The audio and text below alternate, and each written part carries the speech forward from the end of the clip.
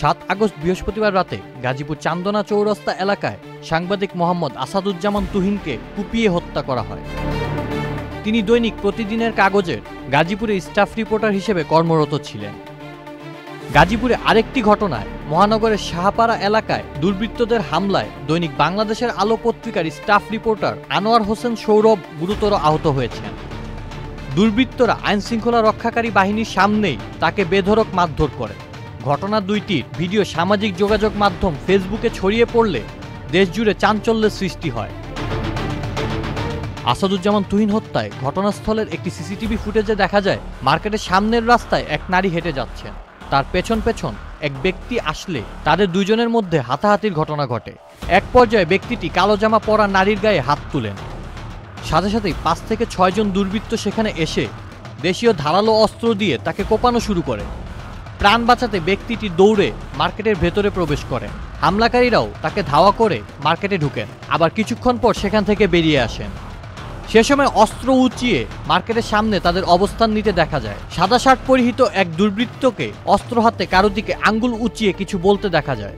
কিছুক্ষণ পর তারা মার্কেট থেকে বেরিয়ে ডান পাশের দিকে যেতে দেখা যায়। হামলাকারীরা যাওয়ার কিছুক্ষণ পর সেখানে উপস্থিত জনতাকে মার্কেটের ভেতরে ভিড় করতে দেখা যায়। সিসিটিভি ফুটেজে নারীর সঙ্গে ধস্তাধস্তি হওয়া ও দুর্বৃত্তদের হামলার শিকার ব্যক্তির নাম বাদশা মিয়া। তিনি আহত হয়ে হাসপাতালে ভর্তি আছেন। কিছু ফুটেজ ও প্রমাণাদি বিশ্লেষণ করে খুনিদের শনাক্ত করার চেষ্টা চলছে বলে গাজীপুর মেট্রোপলিটন পুলিশের ডিসি রবিউল আলম জানান। তদন্তের প্রয়োজনে আশেপাশের সিসিটিভির ফুটেজ কালেক্ট করি। তো আসলে আমরা ওই সিসিটিভির ফুটেজে কালেক্ট করে আমরা যে জিনিসটি জানতে পারি সেটি হচ্ছে সিসিটিভির ফুটেজ আমাদেরকে যেই তথ্যগুলো দিয়েছে সেক্ষেত্রে একটি নারী একজন পুরুষের সাথে কোনো একটা বাকবিতণ্ডায় জড়িয়ে যায় রাস্তায়। সেই সময়ে ওই একটি পুরুষ ওই নারীকে আঘাত করে। ওই আঘাতের সাথে সাথেই ওই নারীর পূর্ব থেকে পরিচিত 4-5 জন সশস্ত্র, দ্যাট মিনস হাতে চাপাতি সহ এসে ওই পুরুষ ব্যক্তিটিকে উপর্যুপরি আঘাত করে। আঘাত করার এক পর্যায়ে ওই পুরুষটিকে আর সিনের ভিতরে পাওয়া যায় না।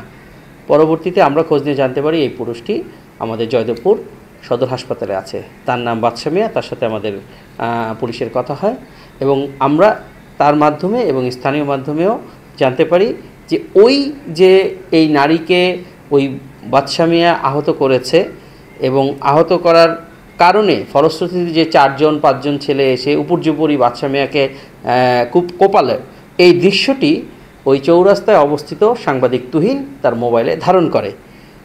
যেহেতু বাদশা মিয়া এই আহত হওয়ার পরেই রাস্তার একপাশে অবস্থান নিলে এই ভিডিও ফুটেজটি ধারণ করা সেই তুহিনকে এই ঘাতকরা তাদেরকে চার্জ করে এবং এই কেন করেছে এবং এটি ডিলিট করার জন্য বলে এবং এরই এক পর্যায়ে যখন তুহিন ডিলিট করতে চায় না কিংবা ভিডিওর বিষয়টি অস্বীকার করতে চায় তখনই তারা ওই অবস্থাতেই ক্ষিপ্ত হয়ে তাকে উপর্যুপরি আঘাত করে মেরে ফেলে।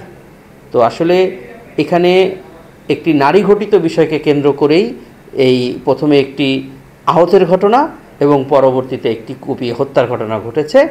এর বাইরে আমাদের তদন্তে অন্য কিছু উঠে আসেনি। এদিকে 6 আগস্ট গাজীপুর মহানগরের শাহপাড়া এলাকায় দুর্বৃত্তদের হামলায় এক সাংবাদিক গুরুতর আহত হয়েছেন। দৈনিক বাংলাদেশের আলো পত্রিকার staff reporter Anwar Hossain Sourav Gazipur Tajuddin Ahmed medical college হাসপাতালে চিকিৎসাধীন রয়েছেন। 6 আগস্ট বুধবার বিকালে ঘটনাটি ঘটলেও বৃহস্পতিবার ঘটনাটির ভিডিও সামাজিক যোগাযোগ মাধ্যমে ছড়িয়ে পড়লে আলোচনা সমালোচনা শুরু হয়। সর্বশেষ খবর পাওয়া পর্যন্ত আসাদুজ্জামান তুহিন হত্যার ঘটনায় সন্দেহভাজন 5 জনকে আটক করেছে পুলিশ, আর আনোয়ার হোসেন সৌরভের ওপর হামলার ঘটনায় 2 জনকে আটক করা হয়েছে। আউসাফুল ইসলাম Akib, channel I.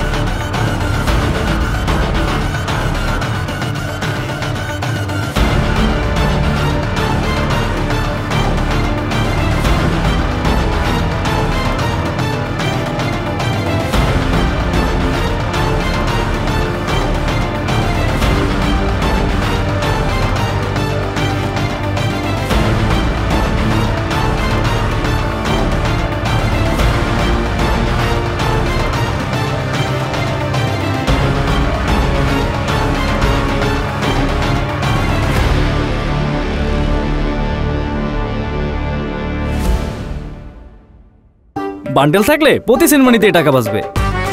BKash send money bundle কিনে জিতুন প্রতি লেনদেনে।